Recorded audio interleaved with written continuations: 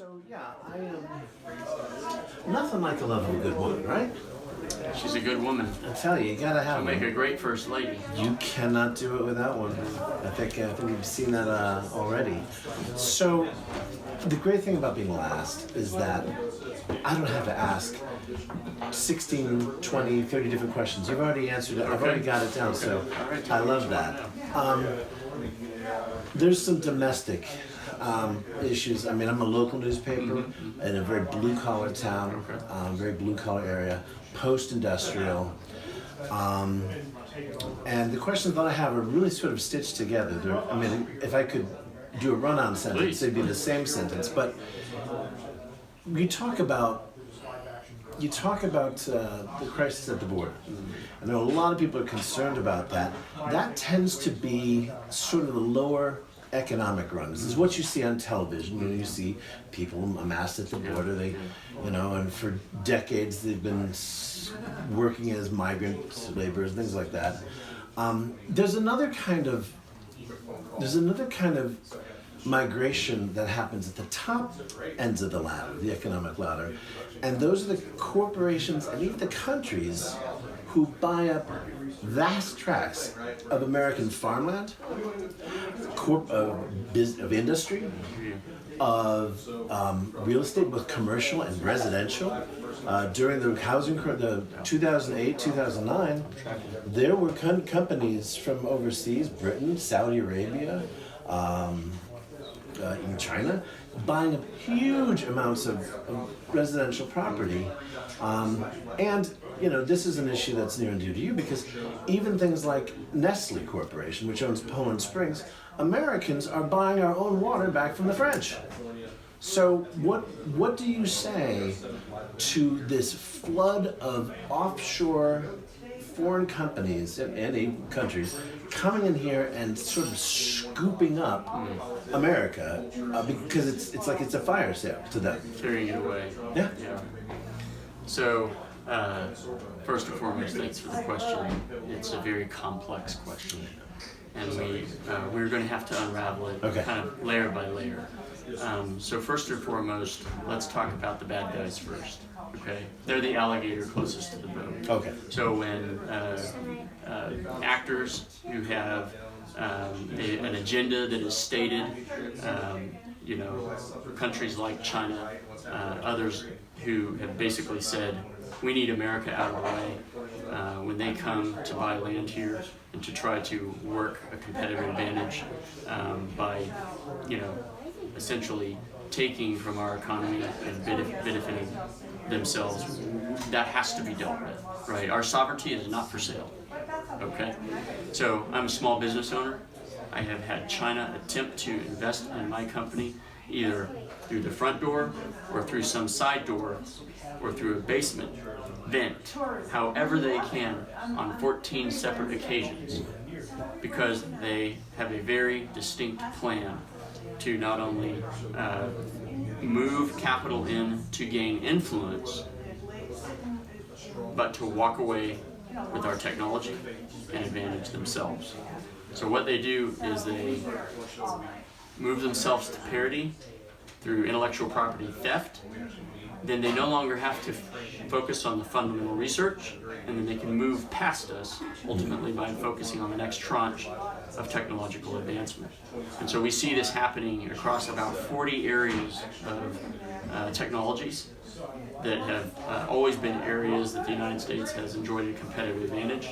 And so I don't know if you're probably aware, but during the Apollo program, it was a great play for the moon, and man, what a jolt, right? But we had some great spin-off technologies that came out of that we applied to uplifting our society, creating, more competitive advantages, technologies, spin off new technologies.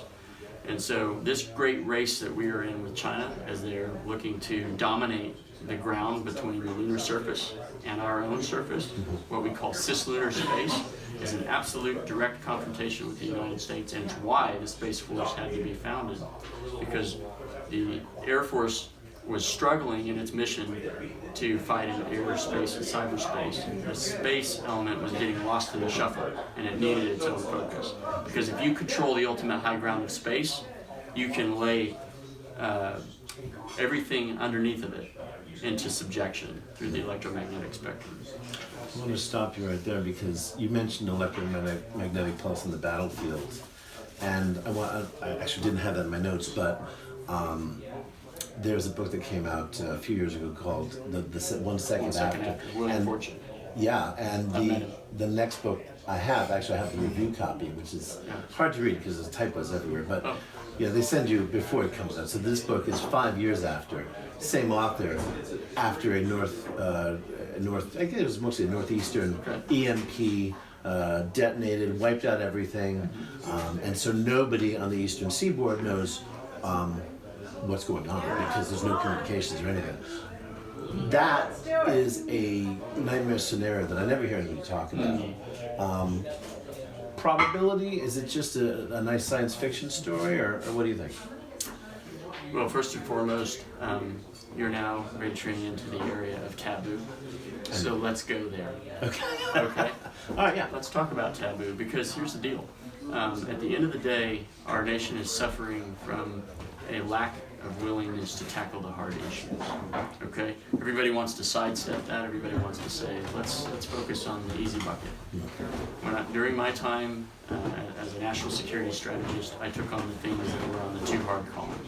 Those were really the things that interested me predominantly. And in that area, I happen to know a little bit about those kinds of weapons, those kinds of effects. And for a period of time in the Department of Defense, I was leading a group called the Nuclear Effects Branch. It's a defense agency called the Defense Threat Reduction Agency. It is designed to reduce threats to the Defense Department itself. Right. Right? And so we did a number of scenarios and we did a lot of modeling, and I'm going to tell you the good news here. We were able to get it declassified, a lot of that information, and those are among the Linnaeus Papers collection at Air University. They're some of the most accessed and read documents in the Air University's history of their digital library, and it was founded in 1947. This is a topic of immense interest to the American public because the vulnerability is real, not imagined. And what we need to do at the end of the day is work strategies that mitigate these challenges so that we can remove the incentive to exploit these kinds of vulnerabilities to our enemies. And I'm very thankful that one of those efforts that I actually founded while in the Department of Defense is currently led by a one-star in San Antonio. When you look it up, it's called the Electromagnetic Defense Initiative. It is designed to be an exemplar for all major metropolitan areas to help protect cyberspace, telecommunications, our food, our water, our power systems. It's holistic. And once that is perfected, that will be exported to the largest metropolitan areas in the United States. So we're working on that, but it needs gust, it needs power behind it, if you will, political resolve. Take it seriously. Well, people are taking it serious. It is the willpower of our own government to put the emphasis on it that it needs, that is lacking. And certainly during the Trump administration, I was working on this challenge under Executive Order 13865. You can look that up. It was an effort to require power utility companies to harden our grid and to reduce and mitigate this threat. Now, at that time, there was some pushback. I'll tell you why. It was going to be very expensive. There are around 50 large power transformers across the United States that push our bulk power through, right? And each one of those takes more than a year to make. About 80% of them are built overseas. Of course. Now, imagine a scenario where a lot of those power transformers are impacted either through a cyber attack, a network attack, an EMP, and there's drop-off line. We're going to have to get those back working again to get the grid back up, right? So how do we do that? Well, one, you have to have a stockpile, and two, you have to have the means through which to transport those. So some of those things have been incrementally worked through different administrations, but no one's ever collected the dots together and formed a cohesive strategy that says, if you hit us, we're going to get back up. And that has to be done rapidly. Rapidly, I would say so. All right, let's talk about the sorts of cities that are going to be impacted. And I'm going to switch gears a little bit. What you see on this part of of Massachusetts is lovely. I mean, it's very lovely. It's charming. It's very charming. There are parts of Massachusetts that I hold just as near and dear to my heart, but they're struggling. Yeah. I mean, they're post-industrial, starting. I would like to blame it all on NAFTA, but it started even before that. And it was a bipartisan effort to really help basically deindustrialize the United States. I think they were dealing with some of the security threats that we've seen recently. What happens when we aren't in control of our own manufacturing, things like that. Excellent points. There's a ton of neighborhoods that I drive through all the time. They're gutted. They're hollow shells of what they used to be. Some of these, you can see they were gorgeous. I mean, in the boom of America's industrial age in the 20s and the 30s, well, the teens and the 20s, when all of these beautiful brick buildings, even the houses for the workers, they were beautiful. They had nice details, architecture, and they're empty now. They were taken over by slumlords. Now they're not interested in that. What do we do? And I'm going to combine this with another issue. I have always said you can bring the jobs back. Yeah. But I said that before AI and before this massive amount of automation. 20 years ago, I said we could bring the jobs back. We sent them overseas, we can bring them back. I don't know if we can now, though, because AI and automation are moving faster than the ability of the blue-collar set to keep up. What do we do with these massive cities that are gutted, don't have any jobs, don't have any prospects, and won't because so many of the jobs, even things like flipping burgers, a machine can do that now. They have a machine that can flip burgers all day, every day. And you can be talking to the person at the drive-up window, and you think you're talking to a human being. You're not. Okay. You're talking to an AI that says, "Welcome to, Super Burger." Okay, that I haven't seen yet. May I take? It's in experiments, in trials right now. Okay. May I take your order? And that AI knows everything on the menu. Yeah. And if you say, "Can I get that without pickles?" Yeah. Of course, sir. No problem. And the entire time you have no idea you're talking to. Yeah. So what do we do to deal with the fact that potentially, I don't know, 30 million jobs are going to evaporate over the next 10 years in some of these big cities? Yeah. So, man, Huge that is question. another complex question. Let me try to unpack it for you. Everybody asks the easy ones. Again, in layers. So, first and foremost, I know the person who wrote the book Rise of the Robots, and his author named Martin Ford. But this is something I thought about, right? So my own company, we're a technology company. We develop advanced materials, but also at the end of the day, we make water machines that make water out of air, and that has to be created. There has to be a human involved with the tooling and the punching out the metal.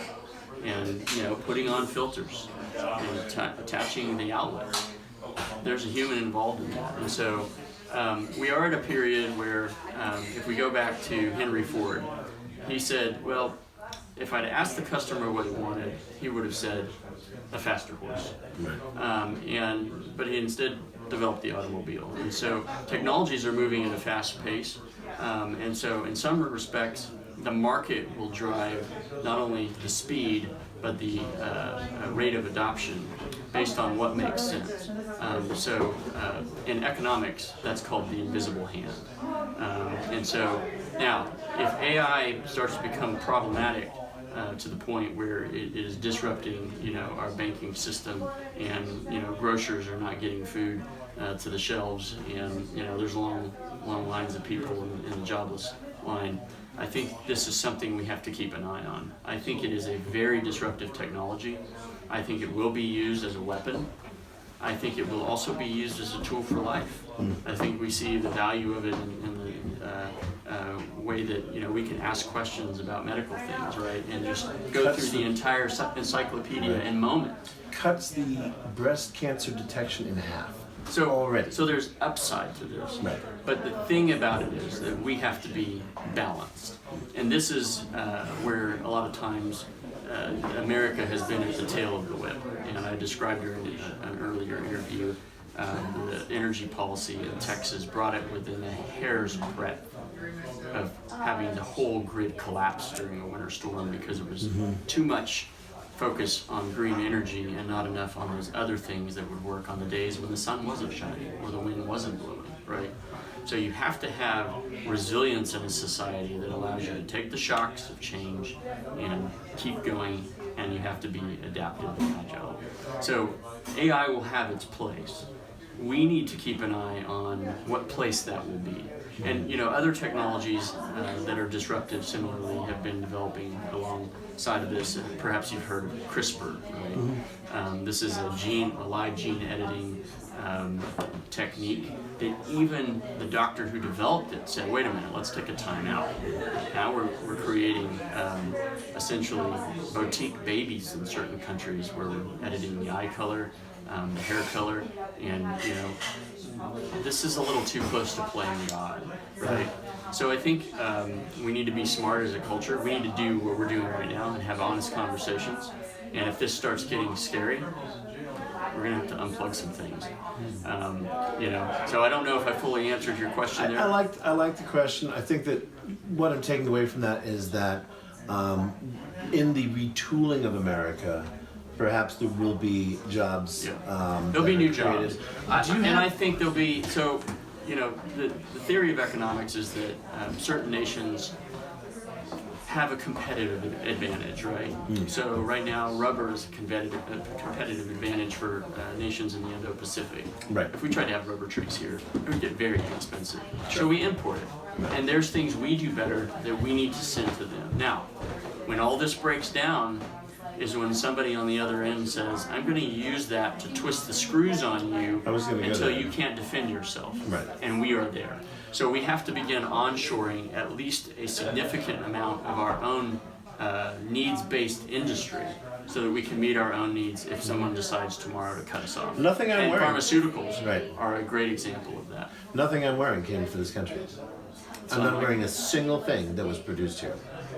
So let me ask two questions. I don't even know if I have this rolling. You still rolling? You're still rolling. Okay. Still rolling. There is a movement that has been gaining some steam. I feel like you're going to ask me something controversial. I'm just kidding. No, Go right ahead. It's been gaining steam. New York State put some money toward it, millions of dollars toward worker-owned co-ops. The idea that, let's say you are a furniture maker. Okay. You can get together with 6 or 8 other furniture makers, incorporate as a co-op, all employee, 100% employee owned, and basically have some of the tax benefits of that form of organization. They have had a lot of success. A lot of people who would have been employees anyway now are employee owners. And it's restaurants, it's farms, it's you name it. New York has had quite a number of success. I believe in Delaware this is called an LLC. Well, I mean, I run an LLC, but it's just me, Yeah. An LLC, you have partners who have a share or percentage in the company. They can take part of the profit. Right. Run it with a board. Sure. I think that New York's a little bit unique. I think they have some additional tax advantages. I'm not sure. But the reason I bring this up is because where I'm from, Berkshire County, when GE pulled out and when Sabic Electronics pulled out, that was thousands of jobs in a whoosh at one time. So I'm wondering, you talk about small business, and I also know you talk about having a turnaround team that's going to include people who are going to advise you, but just your instincts, what do they tell you about what will, beyond tax relief, regulation relief, what will really benefit the growth of small business in this country? New small business, Yeah. especially. So it boils down to the right to pursue commerce, entrepreneurship, and seeing what advantage is there. Here's the question for you. As someone who is working a blue-collar job, and I have, right? At one point, I sold vehicles for Ford during the summer to make ends meet during college. I enjoyed the work, but I did not stay because the incentive to go work in my own small business was greater than continuing there. Right. And so I came out of that position at Ford, and I went and I started my own, summer commerce, and I put myself through college. I paid my way. I ended college with no debt. And when you put people in the position to have to make a choice to either work for somebody because the incentive is removed and essentially taking entrepreneurship to the next level, right? Many people want to create, they want to own their own business, they want to be the masters of their own destiny. But when you crush them under regulation and you crush them under taxes, you tear all that incentive away. Because in many cases, you can actually make more money just working for somebody. All the headache of the regulation, the tax filings, the accountants, the bookkeeping, all of it. And certainly to an extent, some is necessary. But layer after layer after layer, it just eats away at the incentive until it becomes so oppressive, you might as well not. And if you're talking about the value of each hour, then it's vastly, for many people, more lucrative to work for somebody else, for sure. It can be, and so it's government's job to get out of the way and let people choose their own destiny. Not everybody wants to lead a business, let me tell you. It is punishing, it's a headache, right? I know this. But at the end of the day, some people are called to that, and they want to make, true story. I encountered in New Jersey a gentleman at a gas station just yesterday. And he was mistreating the gentleman who was helping pump gas and helping service vehicles at the service station. And I walked up to him and I said, "Sir, I want you to know that you're better than that. Don't let somebody treat you like that. Please find a new job. I'm imploring you, would you not let him treat you with such disrespect? You're more valuable than that." And he looked at me and he just thought, I've never had anybody talk to me that way. I looked at that boss and I'm like, you're unbelievable. You should never treat another human being like that. So, we've got to stand up to a federal government that bullies people into saying, this is the course you're going to be on, right? And it pushes everybody into one segment. And I want to kind of get back to your original question. Eventually, my family hit rock bottom living in rural Oklahoma. And I lived in little, low-income apartments. They were dangerous, right? There was a fire on one unit where they brought a little boy out at the age of my youngest, and he perished from smoke inhalation. We watched him for an hour as they tried to revive him. They were unsafe. They were tinder boxes. And so we have this condition where there is poverty. And I watched my best friend, some of the smartest people I knew, this one kid that I used to hang out with, his name was Wiley. He was the brightest kid in that town. He was brilliant.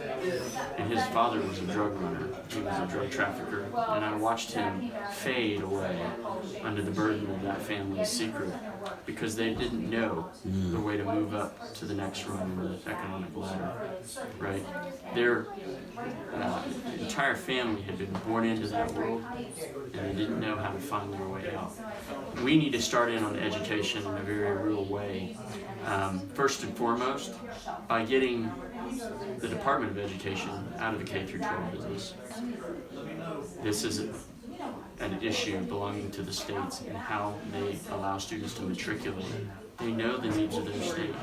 It may be that we need young people to prepare for life in manufacturing, and we focus on that area. Or we focus on our state's competitive advantage, or we help with placement and so on. But the idea of having this central stovepipe where we force feed a certain narrative, Americans are disruptive.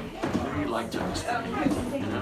We're mavericks. We're going to do it our way. And rugged individualism is part of what makes us unique. That's why we never give up. We never tire. And we need to help students understand once again that conformity is not a virtue, right?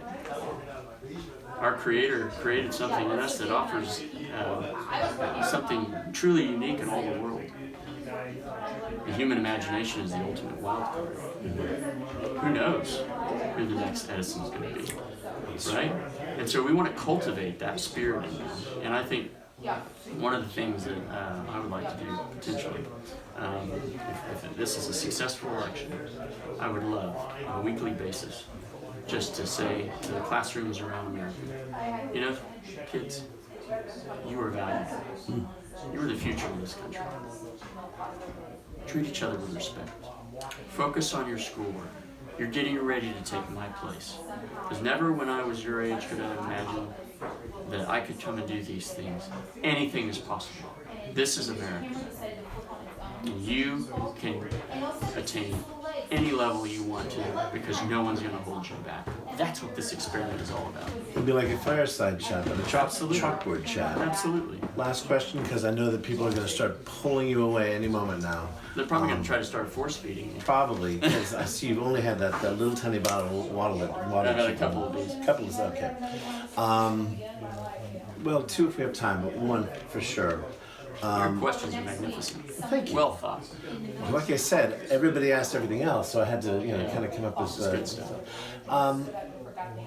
But the Pentagon and the intelligence community has identified climate change as a real a threat that we need to keep up with because of all of the pile-on effects.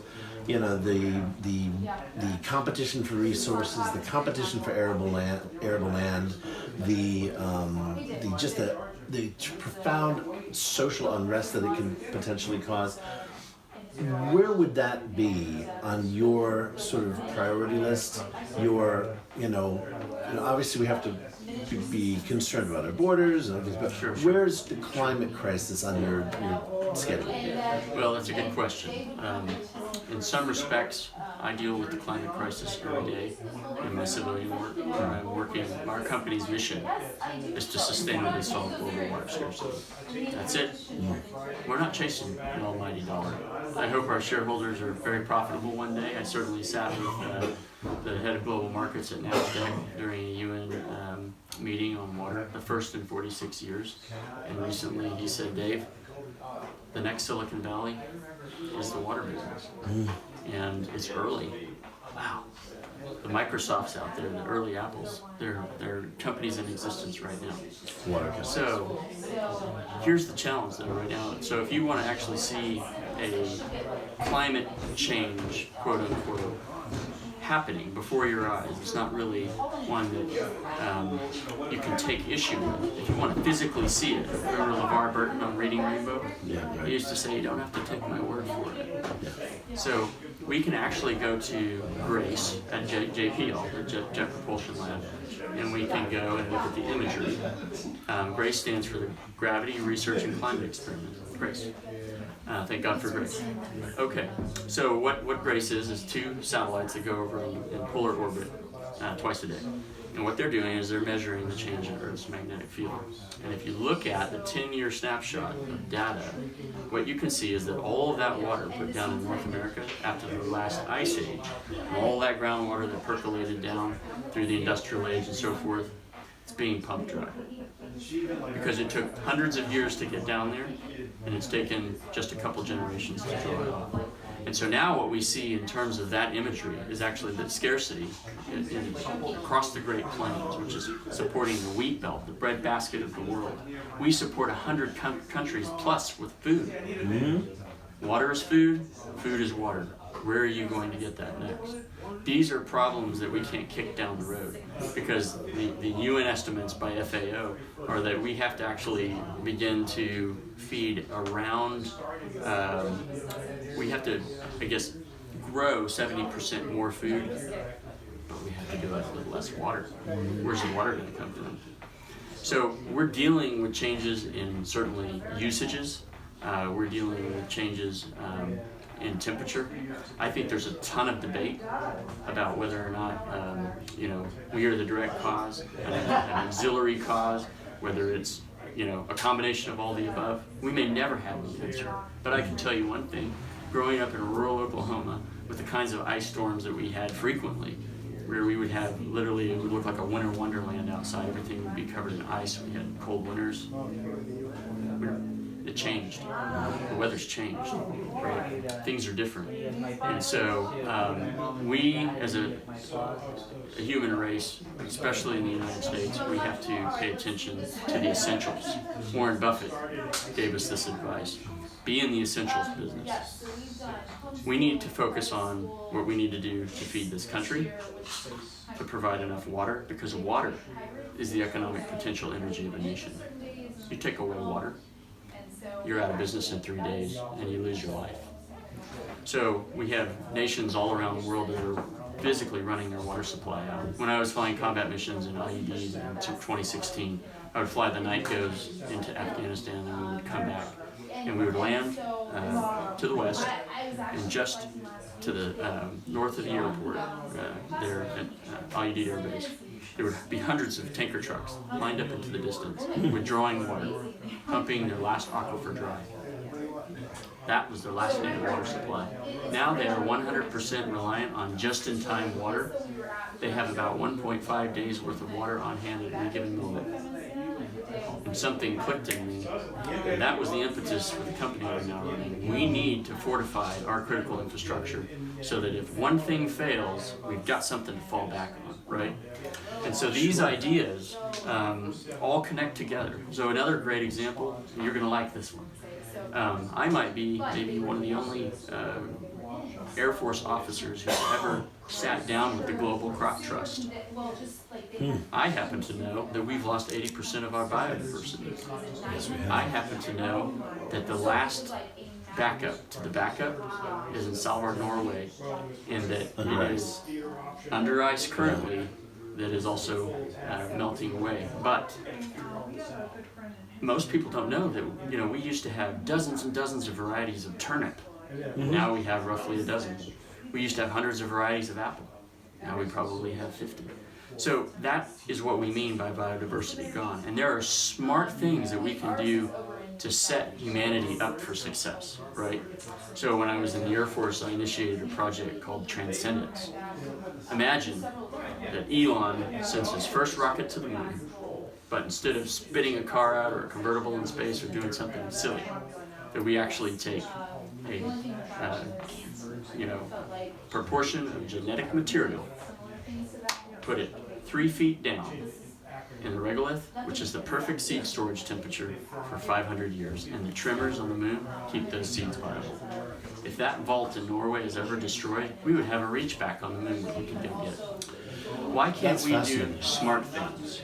Why can't we do as many smart people have said, and look well to our going? We have a heritage in this country of conservation and good management, starting with Johnny Appleseed and George Washington Carver. My wife used to work at that national park. They taught us how to do crop rotation. They taught us how to sustainably grow and do agriculture.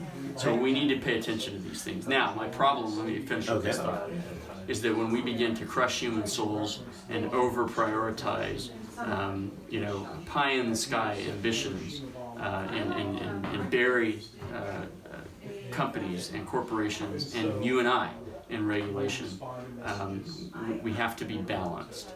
So my answer to you is that we need a balanced approach to this. The current administration, for example, has allocated, I think, 19.5% budget increase, or at least asked for that in 2024. 19.5%. Seems a little much for the EPA to have a 19.5% increase in 1 year. Meanwhile, the Department of Defense is being drawn down during the same period. And the key forces that we need to implement, the only plans we can win great power competition with, they're being shredded. So this is about smart prioritization. There are techniques and smart, intelligent things that we can do with one another. We can do this in concert with industry. We can do this industry in concert with government to make sure that we're balanced about these things and that we manage the planet in a way that will be infinitely sustainable for future generations. These are all sensible things. You're talking to a guy. I'm trying to be sensible. You're talking to a guy who grew up in an organic farm family, and the idea of heirloom seeds is I was raised on the idea of crop diversity, Yep. so it makes sense to me. Interestingly, and I don't know if you've heard of freight farms here in Massachusetts. Freight farms, they're freight containers, and basically You can get a high yield with the LEDs too. LEDs vertical, and they've switched to vertical.